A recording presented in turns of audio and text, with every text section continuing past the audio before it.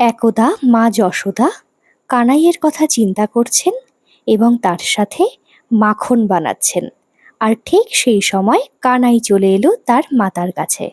মাইয়া, মাইয়া, তুমি কি করছো? আমি তো খুবই ক্ষুধার্ত, আমার খুবই ক্ষুধা পেয়েছে।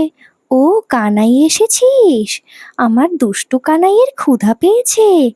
এই নে কানাই, তোর জন্য আমি এনেছি অনেক সুন্দর সুন্দর মন্ডা মিঠাই, আর তার সাথে আছে মাখনও।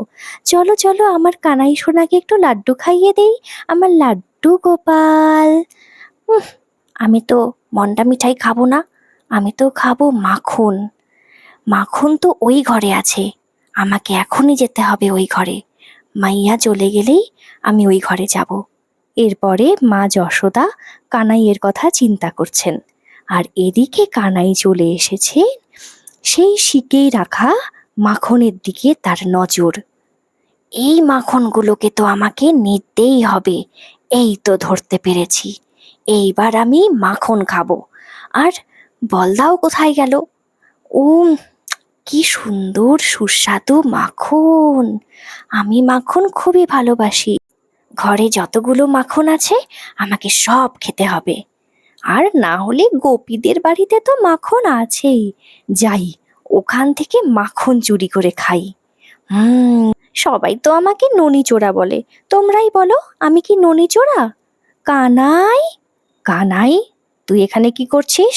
আর তোর হাতে কেন মাখনের মাটকি? ও, তার মানে তুই মাখন চুরি করে খাচ্ছিস। বল সত্যি কথা, তুই মাখন চুরি করে খাচ্ছিস, তাই না?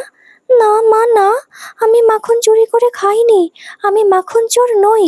না, তুই মাখন চুরি করে খাচ্ছিস। দাঁড়া, তোকে আমি বেঁধে রাখবো। কোথায় গেল রে উদোখলটা?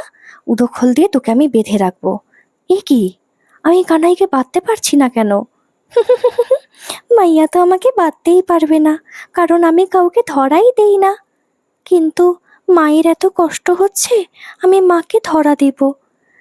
এই তো বাঁধতে পেরেছি, এতক্ষণ পরে আমি বাঁধতে পারলাম কানাইকে।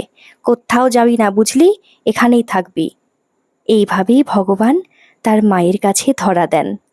ভগবান কারো কাছেই ধরা দেন না, ভগবানকে শুধু বাঁধতে পারে তার ভক্তরা। ভালোবাসার রজ্জুতে ভগবানকে বেঁধে রাখতে হবে, যেমন বেঁধেছিলেন মা যশোদা। সকলকে জানাই শুভ জন্মাষ্টমী। ভালো লাগলে শেয়ার করবেন। হরে কৃষ্ণ।